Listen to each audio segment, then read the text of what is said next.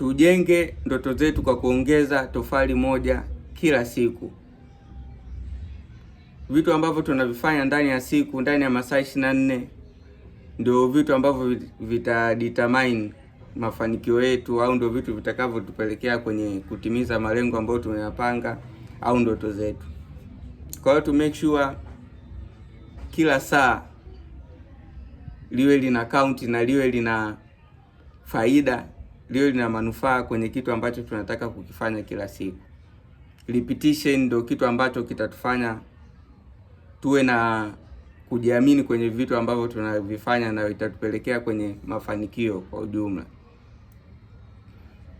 Watu wengi sana wanaangalia outcome ya short term outcome. Wanasema nimepractice siku ya kwanza sijapata outcome yoyote, siku ya pili outcome yoyote. Kwa hiyo outcome inatupa limit. Tunajijaji kutokana na outcome ambayo tumefanya kwa muda mfupi. Ila repetition ndio inakuja kututengenezea outcome ambayo tunaidesire baada ya muda mrefu zaidi. Ngoja nitolee mfano mimi mwenyewe. Mimi nilikuwa ni mwanafunzi ambaye ninafeli sana darasani. Yaani katika watu ambao wanafeli darasani ni mimi mmoja wapo. Ila nikagundua kitu ambacho kimenifanya ni fail.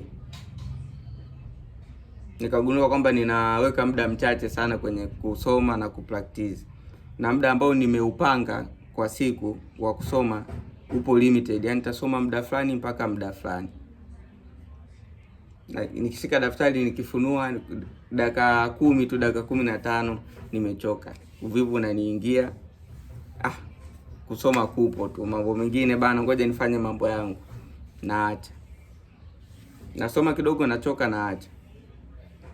Ila baada hapo nikajitathmini, nikasema hapa nahitaji, kama nasoma kwa muda mfupi naacha, nachoka, basi nisome kwa muda mfupi mara nyingi kila siku, nisipitishe siku hata moja sijasoma kidogo mara nyingi. Kwa hiyo style yangu mimi ya kusoma ni ya kizembe, ila ni effective sana. Yaani ni effective sana. Kwa sababu nasoma dakika 15, naingia Instagram dakika 5. Nasoma dakika 15, natoka naenda kutembea, naenda kufanya kitu chochote kile ambacho kitanitoa kwenye ile concentration ya muda mrefu ya kusoma. Nasoma dakika 15. Kwa hiyo kwa siku naweza nikasoma kwa dakika 15, naweza kusoma hata mara 6, mara 7, mara 8. Najikuta kwa siku nimesoma masaa yasiyopungua 2. Hiyo ni kwa sababu ninafanya kila siku, ila nafanya kidogo kidogo. Naongeza value kwenye kile kitu ambacho nakifanya kila siku. Matokeo yanabadilika, angalau improvement inatokea. At least unakuwa B+ student sio mbaya kuliko ulivyokuwa D, C, sapu kibao, lakini kidogo kidogo una build kitu. Kwa hiyo mimi naamini sana kwenye kufanya kitu kidogo kidogo kila siku kuliko mtu anayefanya siku kwa wiki anafanya mara moja ila anafanya masaa mengi. Ni tofauti sana mtu ambaye anafanya kila siku kwa muda mdogo mdogo.